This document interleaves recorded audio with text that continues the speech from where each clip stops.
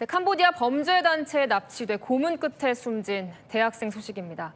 채널A는 숨진 학생과 같은 조직에 감금돼 있던 한국인과 연락이 닿았습니다. 사망 직전까지 피해자가 어떤 가혹행위를 당했는지 상세히 털어놨는데요. 먼저 김민환 기자가 보도합니다. 캄보디아 범죄 조직에서 고문받고 숨진 대학생을 지난 7월 만났다는 A씨. 자신도 감금 상태였지만 숨진 학생의 몰골은 처참했습니다. 좀 날카로운 둥기로 맞아가지고 다리 한쪽 무릎은 살이 벌어져서 뼈가 보여있었어요. 목부터 종아리까지 팔다리 다 피멍이었고요. 대학생이 아프다고 했지만 병원은 꿈도 꾸지 못했습니다. 이 친구가 계속 한국말로 아픕니다. 병원 좀 보내주세요. 물 한 cm 잘 먹고 잠 많이 자면 금방 회복해. 대학생의 상태가 악화돼 호흡 곤란이 왔지만 물밖에 줄 게 없었습니다. 숨을 못 쉬겠어요 형들 막 이러더라고요. 그게 며칠째 반복되니까 아니, 그러면 엎드려 있든지 어떻게 자세를 바꿔서 숨을 쉬려고 노력을 해봐. 막 물 주고 이제 그랬는데 쇼크 증세가 나타나 병원으로 옮길 때 본 게 마지막이었습니다. 외국인 3명이랑 제가 부축해서 1층 픽업 트럭에 태웠어요. 차에서 벌써부터 몸이 축 늘어져 있었어요. 현재 제3국으로 탈출한 A씨는 숨진 대학생이 돈 세탁에 동원됐고 한국에서 범죄 수익이 일부 사라지자 공모를 의심받아 고문을 당했다고 말했습니다. 채널A 뉴스 김민환입니다. 피해자에게 강제로 마약을 투약하는 장면도 포착됐는데요. 피해자를 죽음으로 몰고 간 핵심 용의자 2명은 아직 잡히지 않았습니다.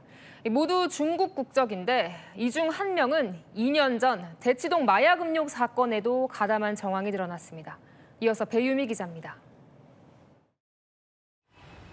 지난 8월 캄보디아에서 숨진 채 발견된 대학생 박모 씨. 필로폰에 강제로 흡입하는 모습입니다.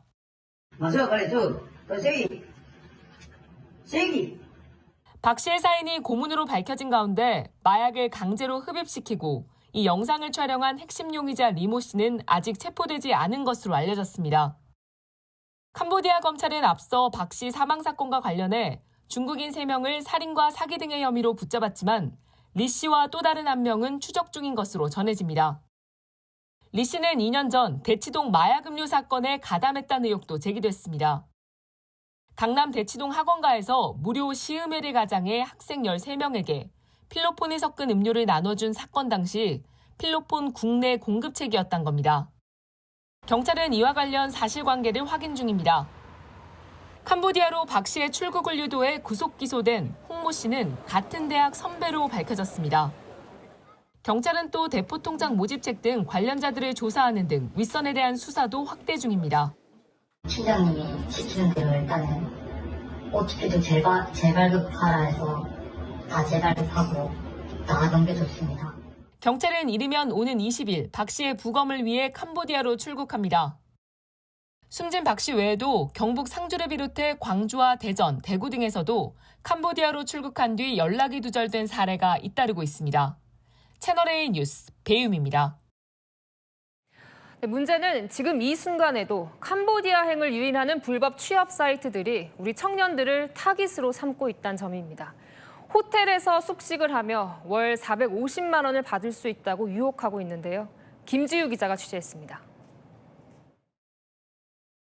고객센터 지원 업무를 할 직원을 구한다는 게시글입니다. 호텔에서 숙식을 하며 주 6일 근무에 월 450만 원을 받는다고 돼 있습니다. 그런데 근무지가 캄보디아입니다.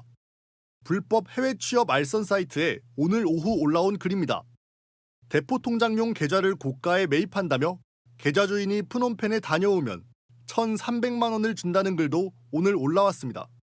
대학생 감금 고문 사망 사건이 국내에 알려졌지만 이런 구인글은 끊이질 않습니다. 기자가 실제로 일자리를 구하는 사람인 것처럼 구인글을 올린 사람에게 대우 등을 직접 물어봤습니다.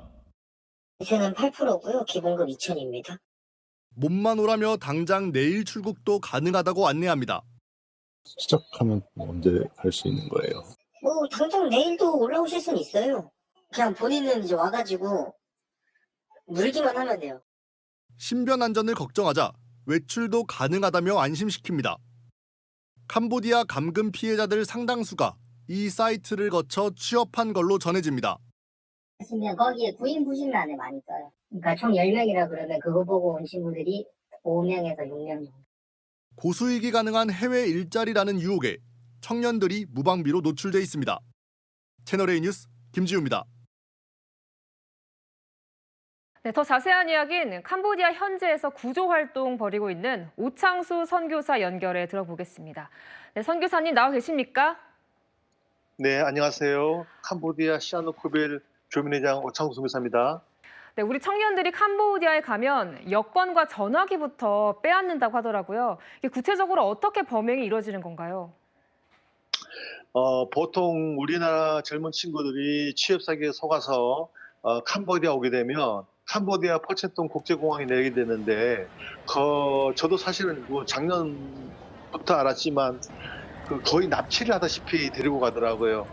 봉고차가 와서 그 봉고차에 한 3-4명이 타고 있고 이렇게 봉고차를 타는 순간 바로 구타가 시작되면서 핸드폰과 여권을 뺏고 바로 그냥 팔려버 나가는 그런 루트로 시스템이 돌아가고 있는 것 같습니다. 참 위험할 것 같은데 어떻게 그럼 구조에 나가시는 거세요? 주로 구조는 낮에는 못하고 밤이나 새벽 시간을 많이 이용을 합니다. 거기 웬치라는 곳을 안 가보신 분들이 많을 텐데 우리나라의 작은 아파트 단지를 생각하시면 됩니다. 그쪽을 들어간다는 것은 굉장히 위험한 일이거든요. 거의 대부분은 제가 그 웬치 문 앞에까지 나오라고 얘기를 합니다. 그래서 저녁부터 새벽까지 연락을 계속 주고받고 하는 거죠.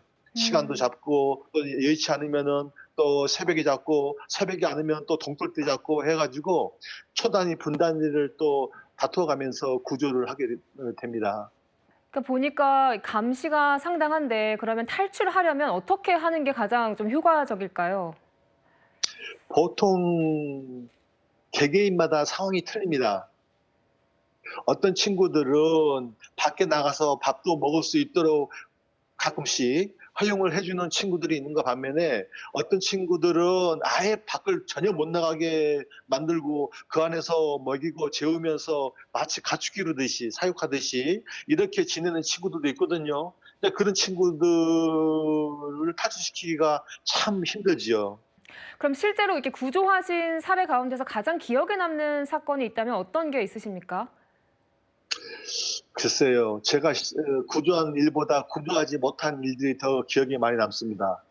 지금도 제가 지금 실패 중에 있는 친구들이 2-3명이 있고 그 친구들하고 연락을 주고받으면서 구조할 지금 타이밍을 보고 있는데 그중에 한 친구는 지금 저랑 연락이 엊그저께부터 끊어졌어요.